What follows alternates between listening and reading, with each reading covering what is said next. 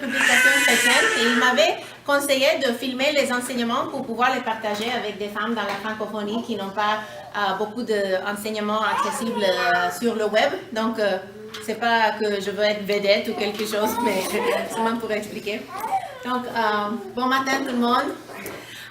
Moi, c'est Angie Velasquez-Thornton, comme on a dit, et je suis colombienne et j'ai grandi aux États-Unis et mon époux est canadien, ontarien, anglophone. Et nous sommes ici depuis presque 2 ans et avant, nous étions missionnaires au Sénégal pendant 10 ans et maintenant, nous continuons à servir avec la même mission et nous sommes impliqués dans le même genre de ministère. Je vais entrer dans les détails tantôt. Donc, avant de commencer, je me posais une question. Est-ce que quand vous étiez petite, vous avez un travail de rêve, quelque chose que vous rêviez de faire quand vous seriez grande? Moi, quand j'étais petite, je voulais être ambassadeur. Parce que j'avais des amis, ma famille avait des amis qui étaient l'ambassadeur ou le diplomate de leur pays sud-américain d'origine. Et je trouvais ça tellement cool que les gens pouvaient voyager à l'étranger et travailler au service des autres et de leur patrie. Et je disais, moi, un jour, je voudrais être ambassadeur. Donc, j'ai grandi dans une famille catholique et nous n'étions pas tellement pratiquantes, mais quand même, on a fait la première communion et ainsi de suite, mais on n'était pas des gens d'aller à la messe toutes les semaines. Et quand mes parents nous ont envoyés à l'école, ils voulaient nous envoyer à l'école catholique la plus proche, mais c'était complet. Donc, ils ont dû nous envoyer à l'autre école privée la plus proche, et c'était une école protestante. Grosse erreur de leur part. Bonne chose. Oui, vraiment. Donc, au début, je n'ai pas compris vraiment l'Évangile, mais j'ai compris qu'il y avait une différence entre ce que j'avais appris à l'Église catholique et ce que j'apprenais à cette école évangélique. Donc, je commençais à me poser des questions, mais je restais à la défensive. Et je disais, non, mais mes parents ont raison, ce que j'ai appris chez moi, on a raison. Mais je voyais qu'il y avait une différence. Et pour l'école secondaire, on m'a envoyé à une école catholique secondaire et je pensais, finalement, je suis avec mes gens, je vais comprendre pourquoi on croit ce qu'on croit. Mais au lieu d'avoir une bonne explication, les profs laïcs et religieux se contredisaient et j'étais dans la confusion. Et au même moment, j'ai commencé à assister au groupe de jeunes de l'église et de l'école où j'avais fait mes études primaires. Et je n'allais pas pour des raisons spirituelles, je n'étais pas dans une quête spirituelle. J'étais une vraie loser, une personne qui n'était pas cool. Et j'allais parce que je n'avais rien d'autre de mieux à faire un mercredi soir. Mais même si moi, je n'étais pas dans une quête spirituelle, à la recherche de Dieu, Dieu était à ma recherche. Gloire à Dieu. Donc, le pasteur des jeunes, qui s'appelle Doug Croucher, il nous a aidés à comprendre l'Évangile, à comprendre que nous étions perdus dans nos péchés, à comprendre que nous méritions une condamnation éternelle pour notre péché. Et j'ai compris et j'ai demandé à Jésus de me pardonner de mes péchés. J'ai mis ma confiance en lui et je suis devenue enfant de Dieu. Et peu après, il m'a encouragé de faire un voyage missionnaire. C'était ce qu'il encourageait tous les jeunes de son église. Et comme j'étudiais le français à l'école secondaire, parce que j'avais étudié déjà, je comprenais déjà l'espagnol à la maison, j'ai élu d'aller en France. Donc j'ai passé 3 mois en France, et 3 semaines, je veux dire, en France, à partager l'Évangile. Et c'était à Marseille, la ville portière, que pendant une invitation, j'ai donné ma vie comme missionnaire, si c'était la volonté de Dieu. Donc je suis rentrée, j'ai fini mes études secondaires, et j'ai pris un an de congé entre l'école secondaire et l'université et j'ai fait un voyage missionnaire de 6 mois. Et les premiers 3 mois, j'étais en France, encore une fois, et au sud de la France, dans un petit village qui s'appelle Saint-Paul-Trois-Châteaux. Et c'était 3 mois d'enseignement. Et c'était suivi par 3 mois de phases pratiques pendant lesquelles on partageait l'Évangile. Et ça, c'était au Sénégal. Et pendant ces 3 mois, on faisait de porte à porte et je suis tombée amoureuse avec la culture chaleureuse et coulereuse et accueillante de ces gens au Sénégal. Et encore une fois, je sentais que le Seigneur m'appelait pas seulement à devenir ouvrier outre-mer, mais au Sénégal spécifiquement, ou en Afrique en tout cas. je suis rentrée à la maison et mes parents n'étaient pas du tout d'accord pour que j'aille à l'école biblique pour me préparer autant que missionnaire. Donc, j'ai poursuivi des études séculaires. J'ai fait mes études à UCLA, University of California, Los Angeles. Et j'ai fait des études en relations internationales et je voyais ça comme un outil qui pourrait me préparer pour le service dans la mission. Et quand je suis arrivée à l'université, j'ai découvert que l'église de John MacArthur avait une étude biblique sur le campus et je me suis intégrée à cette église et à cette étude biblique et le Seigneur m'a fait grâce parce que j'ai beaucoup appris et j'ai eu beaucoup d'opportunités d'être formée pour le ministère au pied de, pas seulement John MacArthur, mais tous les responsables de cette église qui étaient vraiment des bons bergers. J'ai appris, j'ai travaillé dans l'équipe de louange et dans l'équipe d'évangélisation et dans l'équipe de leaders des petits groupes. Et le Seigneur m'a appris l'importance de travailler en équipe, l'importance d'être en communauté et de partager ma foi dans un contexte très séculaire comme une université. Et aussi, j'ai pu être mentorée. J'ai eu des mentors, des gens plus âgés qui m'ont aidé à grandir dans le ministère. Et une de ces personnes, c'était un prof au séminaire qui faisait partie de notre étude biblique sur le campus. Et il voyait ma passion pour la mission. C'était lui qui enseignait la mission au séminaire de The Master Seminary, là où étudie Pasteur Nicolas. Et il m'a conseillé de faire des études au séminaire à Chicago, à Moody Theological Seminary. Donc, je voulais partir tout de suite après que j'ai fini mon bac, mais mes parents disaient non, mais tu dois continuer tes études, c'est quoi ces histoires-là d'aller au séminaire? Donc, j'ai continué mes études à UCLA parce que j'étais déjà très impliquée dans l'Église et je voyais une maîtrise en études d'Afrique comme un autre outil qui pourrait me préparer pour la mission. Donc, je suis restée 2 ans de plus à Grace Community Church et l'église de John MacArthur, et aussi à UCLA.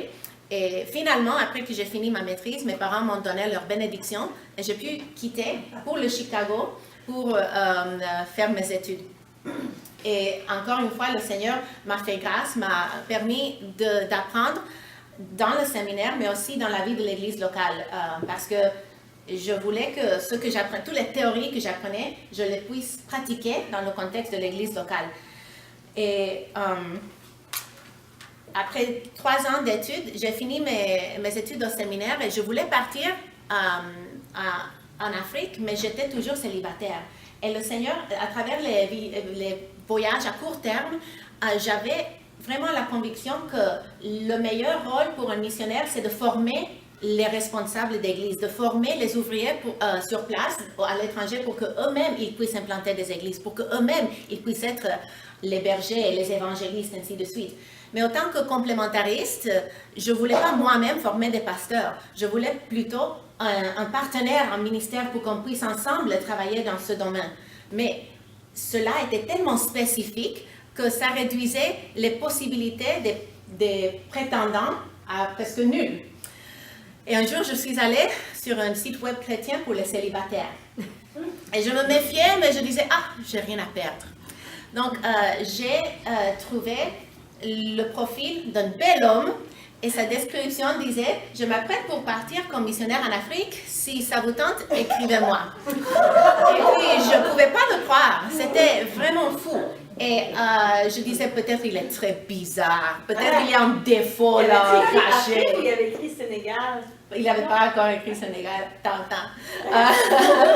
Donc, de plus, il avait fait ses études à Dallas Theological Seminary, qui est un séminaire très semblable au mien. Donc, je savais qu'il aurait les convictions théologiques à peu près pareilles à moi. Donc, nous avons commencé à nous écrire et j'ai appris qu'il ne partait pas à n'importe quel pays en Afrique, mais spécifiquement au Sénégal.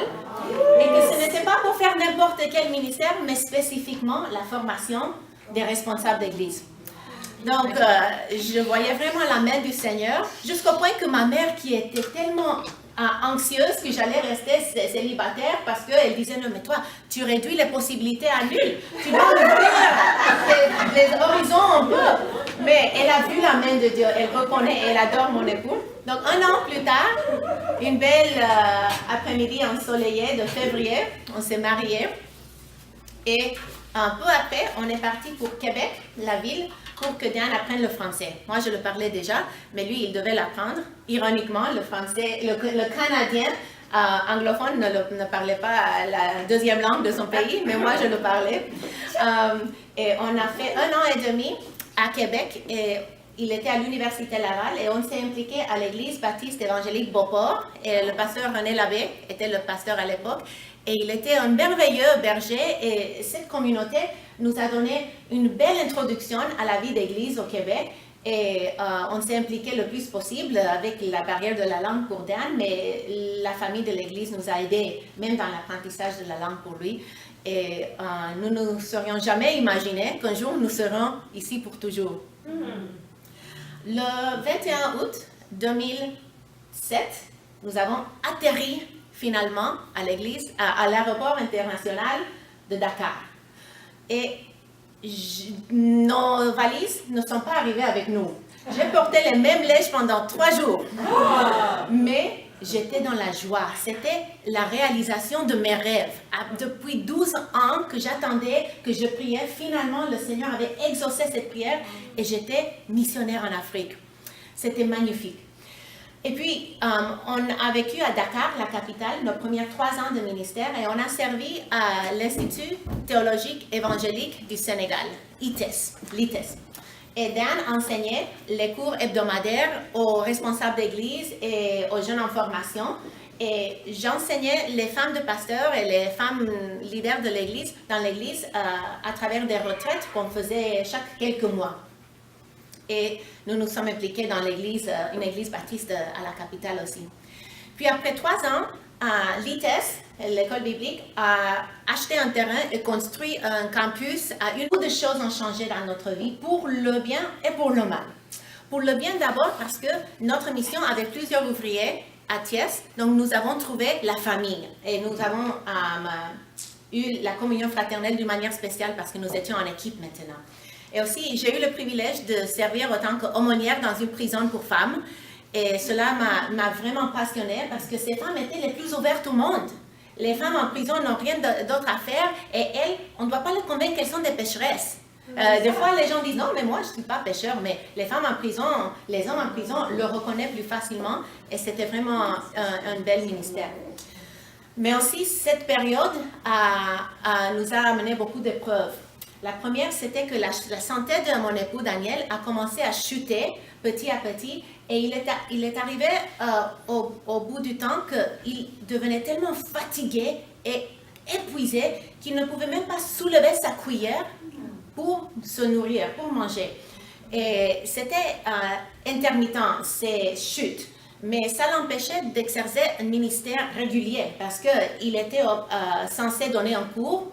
Et puis, au dernier moment, il chutait, il devait appeler quelqu'un pour le remplacer. Et ça voulait dire que de mon côté, je ne pouvais pas assister régulièrement aux rencontres des femmes parce que le soir, quand notre aide ménagère rentrait, je ne pouvais pas laisser les filles et Daniel tout seul parce qu'il ne pouvait même pas s'occuper de lui-même quand il était au pire. Et il ne pouvait surtout pas laver les filles, coucher les filles et les nourrir avant. Donc, j'ai été un peu isolée. Et puis, les retraites de femmes dans lesquelles j'avais enseigné mes premiers 3 ans au Sénégal, quand on est déménagé à Thiès, du coup, il y avait plusieurs femmes âgées dans le ministère des femmes, des missionnaires, qui se sont joints à l'équipe. Donc, la première retraite à laquelle j'ai assisté avec toutes ces femmes âgées, j'ai remarqué que après l'enseignement, la femme qui enseignait a dit « Ok, nous les missionnaires, nous sommes là pour répondre à vos questions, pour vous conseiller. Allez parler avec les femmes après. » Toutes les femmes de pasteurs voulaient parler avec les femmes âgées parce que dans leur culture, ils valorisent les cheveux gris, ils valorisent combien d'enfants tu as, ils valorisent combien d'expérience tu as dans le ministère. Donc, ça ne les tentait pas de parler avec moi et je me suis rendu compte que j'étais devenue redondante.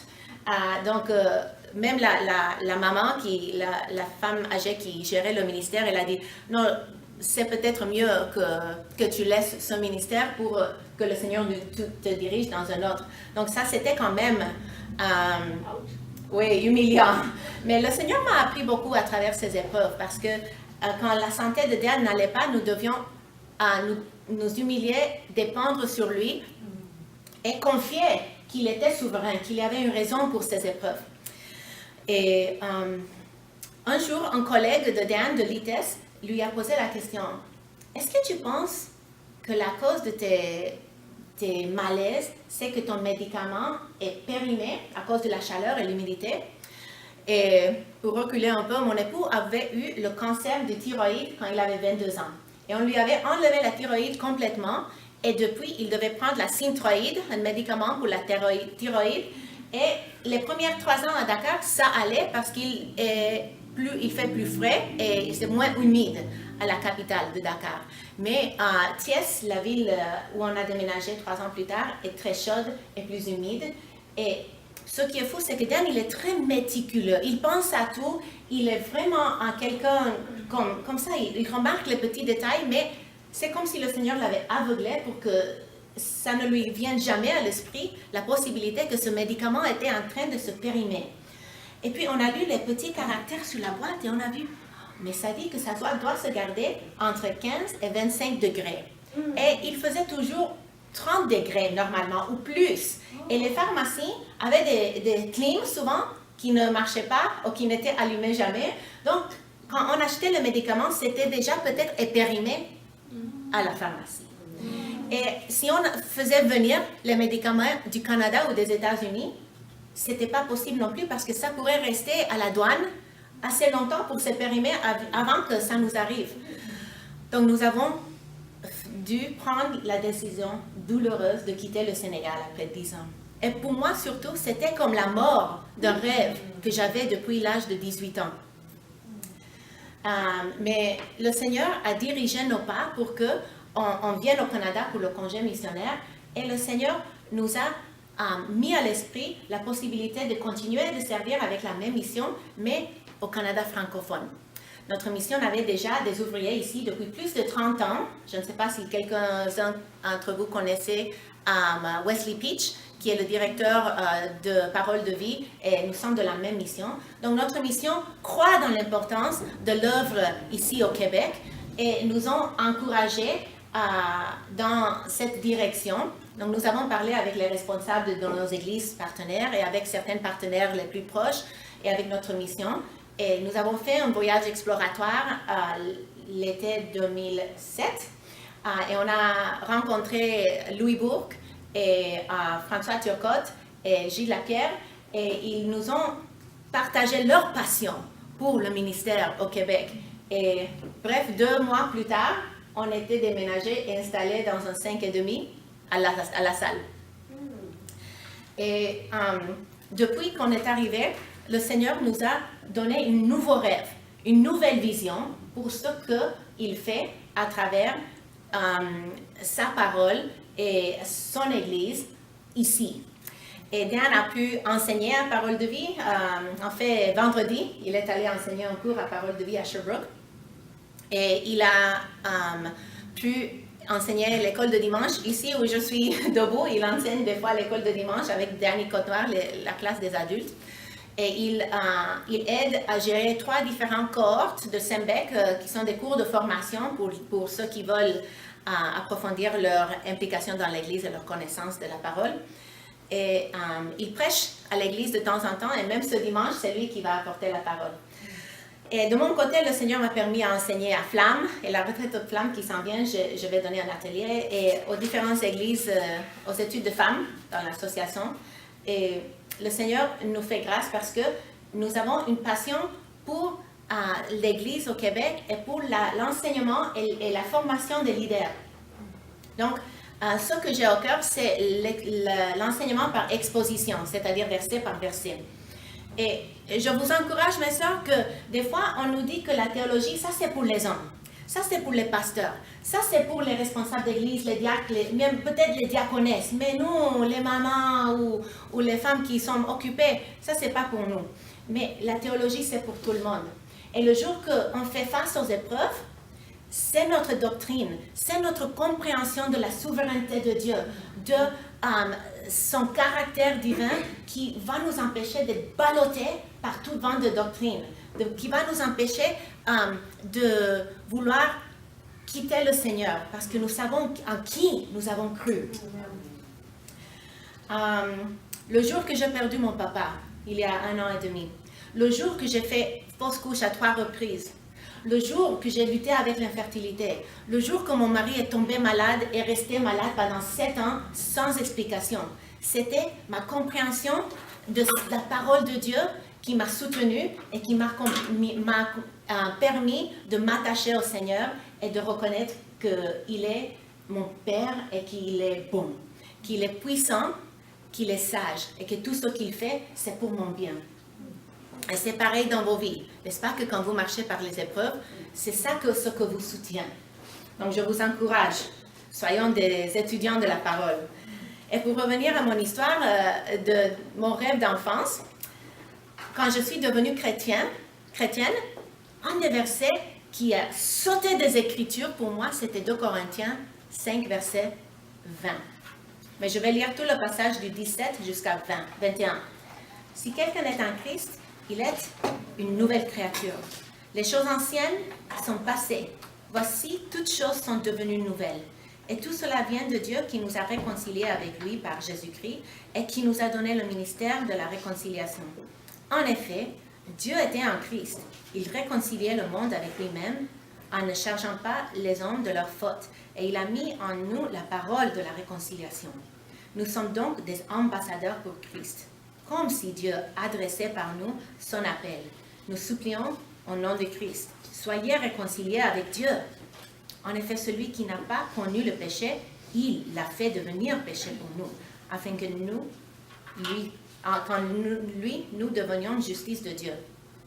Donc, pour vous donner un peu le contexte de ce passage, 2 Corinthiens est une épître dans laquelle Paul écrit à une église que lui-même il a fondée. Et après son départ de cette église, des faux docteurs se sont introduits qui ont remis en question l'autorité de Paul. Ils étaient ce que Paul a appelé sarcastiquement des super apôtres. Ces hommes-là se vantaient de leur richesse et de leur éloquence. Et ils demandaient que les Corinthiens paient cher pour leur enseignement. Et Paul, il se vantait de sa pauvreté, de sa faiblesse et de ses souffrances. C'était ça la marque de son ministère. Le verset clé qui nous aide à comprendre ces détails, c'est 2 Corinthiens 12, 9 qui dit « Ma grâce te suffit, car ma puissance s'accomplit dans ta faiblesse. Aussi, je me montrerai bien plus volontiers fier de mes faiblesses, afin que la puissance de Christ repose sur moi. » Donc, à la lumière de ce contexte de tout l'épître, j'aimerais jeter un coup d'œil sur notre passage et vous donner quelques points pour retenir. D'abord, j'aimerais souligner que ce passage nous indique que nous sommes tous des ambassadeurs pour Christ. Ce n'est pas seulement les missionnaires, les pasteurs, les responsables d'église, les leaders qui ont une badge ici, mais c'est tout enfant de Dieu qui est appelé à être ambassadeur. C'est notre job. Il faut que nous soyons dans le monde pour appeler les gens à Christ. Il ne faut pas être mondain, il ne faut pas être du monde, mais si nous restons dans notre coin, toujours qu'avec des chrétiens, comment allons-nous témoigner à un monde déchu de la réconciliation qui nous est tendue par la main de Christ? Il faut que nous développions des relations avec nos voisins, avec nos collègues du travail, avec les camarades à l'école. Donc, car le verset 18 dit, il nous a donné le ministère de la réconciliation. C'est un cadeau de Dieu. Puis, ce qui est merveilleux, c'est que dans le verset 17, il dit que nous sommes une nouvelle création. Les choses anciennes sont passées. Et quelles sont ces anciennes choses? Notre condamnation, notre culpabilité, notre ancienne manière de vivre avant de rencontrer le Christ. Et quelles sont les choses qui sont devenues nouvelles? C'est notre identité, notre disposition, nos priorités et nos visions du monde. Tout est devenu nouveau pour ceux qui sont nés de nouveau. Ça ne veut pas dire que nous ne péchons plus, n'est-ce pas? Mais ça veut dire que nous ne trouvons plus le même plaisir dans le péché. Nous allons trébucher, nous allons tomber. Mais quand nous tombons, nous savons que nous avons attristé le Seigneur. Nous sentons nous-mêmes tristes et nous voulons revenir au pied de Jésus et retrouver le pardon et la paix et la communion avec lui. C'est ça la différence entre nous aujourd'hui et nous avant le Christ. Il nous a sauvés par sa volonté, verset 18 dit, Dieu lui-même. Et tout cela vient de Dieu qui nous a réconciliés avec lui par le Christ. C'est par sa volonté que nous sommes ici. C'est lui qui nous a choisis. Parce que si c'était à moi de le choisir, je ne serais jamais venu à Christ. Le verset 19 pointe vers ce que j'ai dit tantôt par rapport au pardon. Ça dit, car Dieu était en Christ réconciliant le monde avec lui-même en n'imputant point aux hommes leurs offenses. Jésus est le moyen de cette réconciliation. À cause de nos péchés, nous étions éloignés de Dieu. Nous méritions une condamnation éternelle pour nos péchés. Mais Jésus a fait en sorte que nous puissions être pardonnés et remis en bonne relation avec notre Créateur. Et nous venons maintenant à mon verset de vie, verset 20. Nous faisons donc les fonctions d'ambassadeurs pour Christ, comme si Dieu exhortait par nous. Nous vous en supplions, au nom de Christ, soyez réconciliés avec Dieu. Si c'est Dieu qui réconcilie, on pourrait se poser deux questions. D'abord, pourquoi est-ce que Dieu exhorte par nous? Il aurait pu envoyer des anges, il aurait pu se révéler directement aux hommes pour qu'ils deviennent enfants de Dieu, mais Dieu, dans sa sagesse infinie, a choisi que nous soyons ses émissaires, ses ambassadeurs, ses témoins. C'est son choix de s'en servir de nous. Et deuxième question, pourquoi est-ce qu'il dit que nous devons supplier, de plaider, d'implorer les gens à venir à Christ? Et la raison est simple. Les hommes aiment leur péché. Les femmes, nous aimons notre péché. Et avant de venir à Christ, nous étions ainsi. Mais nous ne devons pas nous décourager parce que nous savons que ceux qui vont venir à Christ, Dieu va les fortifier pour quitter la vie de péché et vivre une nouvelle vie, comme nous avons vu dans le verset 17. Le verset 21, finalement, nous donne une image de la grandeur de l'amour de Christ. Ça dit, celui qui n'a point connu le péché, il l'a fait devenir péché pour nous, afin que nous devenions en lui justice de Dieu. Sur la croix, Jésus a été notre substitut. Nous méritions de mourir sur une croix à cause de notre rébellion contre notre souverain. Il a enlevé la peine de mort qui était sur nos épaules. Est-ce que vous avez jamais entendu l'expression en anglais, justification means that God treats you just as if you had never sinned. C'est-à-dire la justification veut dire que Dieu te traite comme si tu n'avais jamais péché. Mais c'est faux. C'est faux parce que c'est incomplet. Parce que ce que Jésus a fait à la croix, ce n'est pas simplement qu'il a enlevé nos habits souillés, si nous voulons utiliser une image de linge. Dieu n'a pas simplement enlevé nos habits dégueulasses du péché, mais beaucoup plus au-delà, il nous a habillés avec les habits justes et propres et éclatants de la justice de Jésus.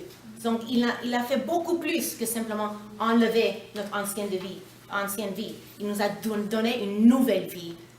Et il nous regarde comme si nous avions vécu la vie parfaite de Jésus. C'est ça le merveille de la substitution, de l'expiation substitutionnaire, pour utiliser un terme.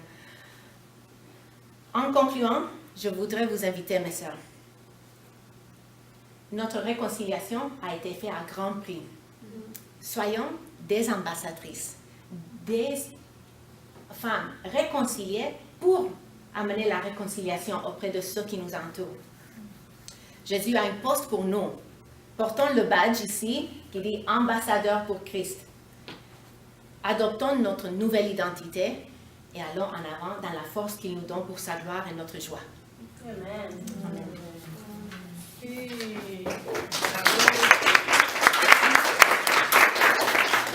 Est-ce que j'aimerais ça qu'on prie, toi, Angie,